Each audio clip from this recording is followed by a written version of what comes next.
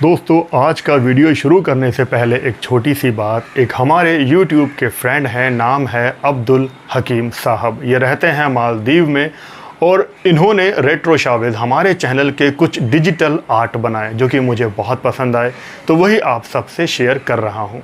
Thank you very much Abdul Hakeem साहब, आपने इतना टाइम निकाल कर हमारे लिए ये डिजिटल आर्ट बनाई। तो शुरू करते हैं आज का वीडियो। आप जुड़े रहिए रेट्रो शावेज के यादों के रूहानी किस्से में। तो चलिए शुरू करते हैं। मोहम्मद रफ़ी साहब के गाए हुए 2 गीतों के बारे में एक बहुत अफवाह उड़ी थी कि उस टाइम की प्रधानमंत्री इंदिरा गांधी जी ने रफ़ी साहब के इन 2 गीतों को बैन करवा दिया था। तो क्या थी सारी सच्चाई, यही आज इस वीडियो में जानेंगे। बात है 1966 में रिलीज़ हुई फिल्म जौहर इन कश्मीर से जुड़ी हुई। इस फिल्म को डायरेक्ट किया था IS जौहर यानी इंद्रसेन जौहर साहब ने। फिल्म का संगीत था कल्याण जी आनंद जी का और जिन 2 गानों की हम बात करेंगे इनको लिखा था इंदिवर साहब ने। फिल्म जौहर इन कश्मीर की जो कहानी थी वो भारत और पाकिस्तान पर आधारित थी और ये एक लव स्टोरी थी। इस फिल्म में मोहम्मद रफ़ी साहब के 2 बहुत शानदार गाने थे। पहले गाने की बात करेंगे जिसके बोल थे, बेगुनाहों का लहू है ये रंग लाएगा। बेगुनाहों का लहू है ये रंग लाएगा, दाग दामन पे न आया तो दिल पे आएगा। ये गीत बहुत ही शानदार गाया था मोहम्मद रफ़ी साहब ने और इस गीत को इंदिवर जी ने लिखा भी लाजवाब था। 1966 का ये किस्सा है। उस साल इंदिरा गांधी जी पहली बार प्रधानमंत्री बनी थी और ये उनका पहला ही साल था।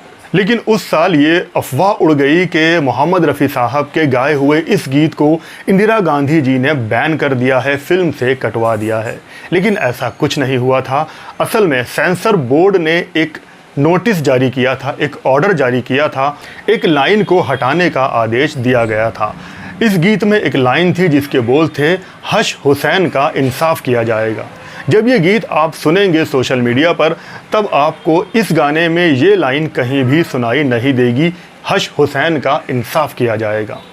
तो यही बात सेंसर बोर्ड को पसंद नहीं थी और उन्होंने इस बात के लिए नोटिस जारी किया और जब ये बात इंदिवर जी को पता लगी तब उनके कंधों पर एक और जिम्मेदारी आ गई कि इस लाइन को हटाकर कोई दूसरी लाइन इस गाने में ऐड की जाए।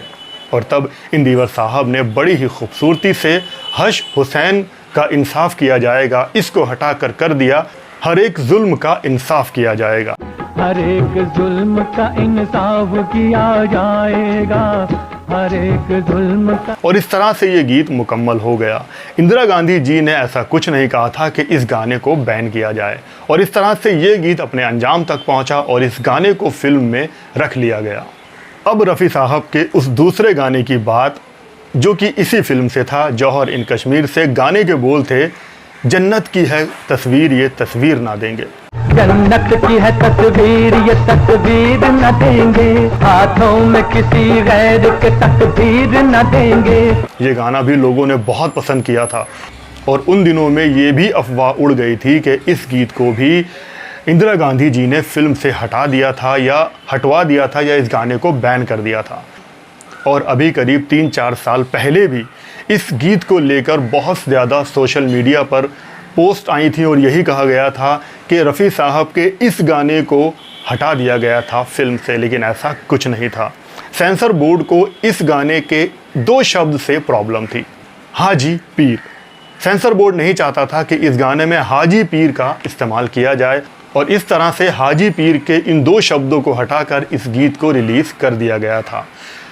इंदिरा गांधी जी ने कभी भी इन दोनों गीतों को बैन करने की बात नहीं कही थी, बल्कि वो तो इन गीतों को इंजॉय ही कर रही होंगी क्योंकि गाने बहुत अच्छे बन गए थे।